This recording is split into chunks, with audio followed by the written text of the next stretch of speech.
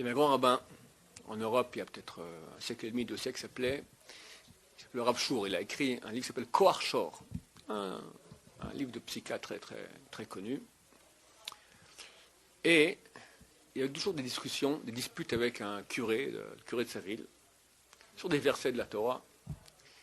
Et il y a un verset qui dit Lo ye'une la tzadik kol ave. Un tzadik, il sera protégé. Il ne peut pas avoir de. Quelqu'un, quand il suit une bonne voie, alors Dieu fait en sorte qu'il y ait une protection. Ça peut sûrement arriver. Par exemple, quelqu'un qui fait attention, par exemple, très attention au niveau de la cacheroute, de bien vérifier tous les aliments. Des fois, par miracle, tout à coup, il voit qu'il y a tout un petit verre ou quelque chose. Tu as un petit moustique, tu as un plat énorme. Le moustique, tu as une chance sur 200 de le voir. Tout. Tac, tu vois un truc minuscule comme ça. Tu vois que tu es aidé de Dieu parce que tu fais attention à cette mitzvah. Donc, du ciel, on te protège. Quand quelqu'un fait attention à lui-même au niveau de quelque chose, alors on l'aide surtout à ce niveau-là. Donc, le Rav, il cite ce verset, le curé dit c'est n'importe quoi, et se bagarrent les deux.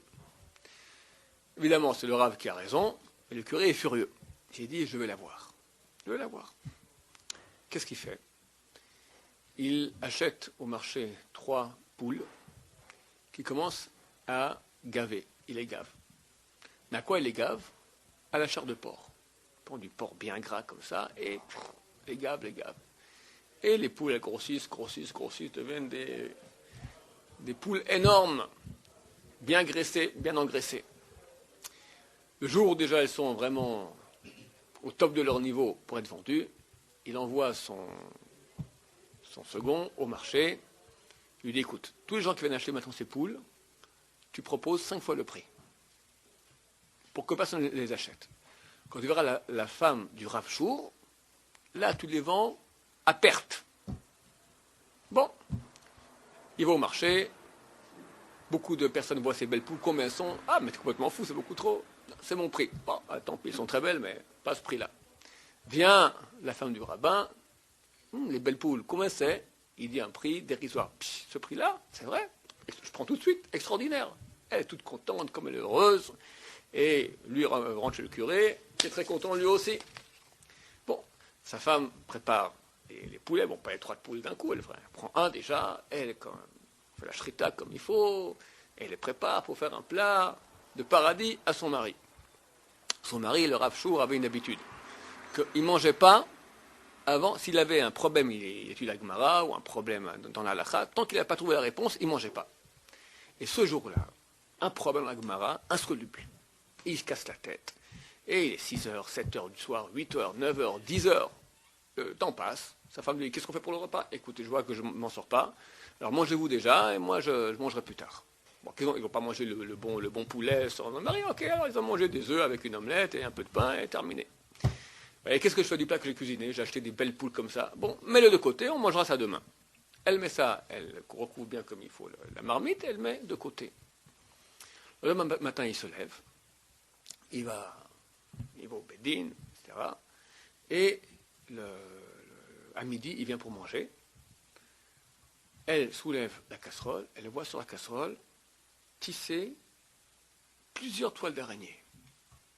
Elle va voir le mari, c'est très bizarre. J'ai recouvert des toiles d'araignée sur ma marmite. Qu'est-ce que je fais? Écoute, bon, j'ai pas le temps maintenant, laisse ça de côté, on verra. En attendant, donne-moi quelque chose que je peux manger rapidement. Ok, on lui donne. Il part au Beddin. Au Beddin. Là-bas, a eu une histoire juste qui n'est pas forcément attachée à cette histoire-là, mais je vous raconte telle qu'elle est marquée, parce que dans l'introduction à son livre, il raconte cette histoire-là. Toute cette histoire, c'est l'introduction, ceux qui veulent aller voir, dans le livre Kohar Shur, il raconte dans l'introduction comment Dieu l'a protégé. Il y a eu un Beddin, donc un tribunal rabbinique, et il y avait les deux jugés, sur une somme énorme, beaucoup d'argent, et chacun prétend qu'il a raison. Alors, on avait l'habitude de sniffer, pas de la coke, mais de sniffer du tabac, d'accord? Les gens, comme ça, du tabac.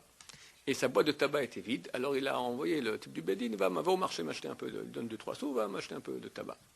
Une des personnes jugées sort dehors, attrape le bedeau, le dit, écoute, le Rav Noir, c'est moi qui vais aller acheter le tabac. Bon, le type n'est pas très intelligent, il lui dit, ok, vas-y. Il va acheter le tabac, puis il met dedans 3 petites pièces d'or, shochat, pot de vin, pour soudoyer le Rav. Même si le Rav ne sait pas, c'est marqué dans Chazal, même si tu as une pièce chez toi qui appartient à un des deux, déjà ton jugement il est tordu. Que tu veuilles ou pas, c'est un truc magique.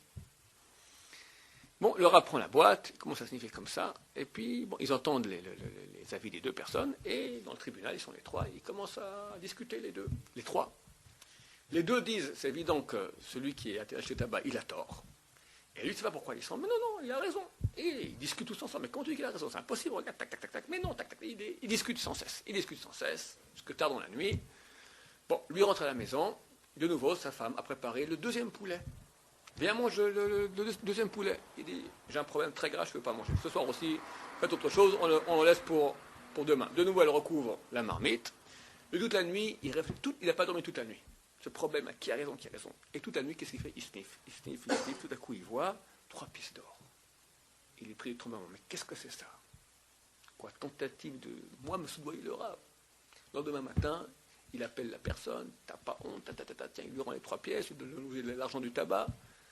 Et là, il va de nouveau avec les deux autres juges. Et évidemment, vous avez tout à fait raison. C'est certain qu'il a tort. Enfin, il voit la réalité tout à fait vraie. Bon, ils ont jugé comme il fallait. Il rentre à la maison, sa femme veut l'amener le deuxième poulet, celui de hier soir. Elle ouvre la couverture, de nouveau, rebelote, toile d'araignée. Je ne comprends pas ça. Enfin, je ne comprends pas moi non plus. Bon, écoute, laisse ça de côté, fais le troisième, et puis on fait le troisième poulet pour ce soir. Troisième poulet ce soir. Qu'est-ce qui se passe? Ou qu'on lui dit que venez, il y a une Brit Mila, vous êtes invité, vous êtes sandak, il faut. Pardon, c'était Pipi Yonaben. Repas du 30 jours après la naissance d'un fils aîné. Alors, c'est un très grand repas, on dit que ça vaut 84 jeunes. Bon, il est invité, et de nouveau, le troisième poulet. Il revient le soir, il dit, mets-le de côté, on mangera ça demain. De nouveau, elle recouvre. Le lendemain matin, qu'est-ce qui se passe? Elle ouvre la marmite, de nouveau, les toiles d'araignée. Il ne comprend pas, c'est trop bizarre. Je ne sais pas quoi te dire, laisse comme ça, peut-être que Dieu nous fera un signe. Le lendemain, vient le curé, et c'est venu nous à discuter avec le Rav, et hop, il refaufile l'histoire du Loïonel Sadik Kol Aven. Le Sadik, il est protégé, Dieu fera en sorte que rien de mal lui arrive. Moi je vous dis que vous avez tort. Même à Sadik, ça peut arriver une chose pareille. Eh non, moi j'ai une preuve, vous. Je sais que vous ne pourrez pas pour un tzaddik, vous êtes quelqu'un d'extrêmement modeste, mais toute la vie je vous prends pour un tzaddik, et moi je sais que vous êtes, d'après votre Torah, vous êtes un tzaddik. Et regardez comment malgré tout Dieu ne vous a pas protégé. Quoi? Qu'est-ce qu'il y a? Vous mangez du porc. Moi, manger du porc, t'es ma boule. Vous mangez du porc. Je vous le prouve. Comment? Eh bien, figurez-vous que vous avez mangé dernièrement, je sais que vous avez mangé des poulets qui étaient gavés au porc. Nanana. Donc vous voyez que Dieu ne vous protège pas. Ah, il embrasse ses mains. Viens chez moi à la cuisine. Voici il ouvre les 3 marmites. Les araignées sont venues m'ont protégé. Dieu a envoyé les araignées, ses esclaves, voilà, ses serviteurs. Ils ont fait des toiles d'araignées pour pas que je mange de tes poulets. Maintenant, je comprends. Tu vois que j'avais raison? Il y a un grand Kiddush Hashem. Baruch Adonai. Amen.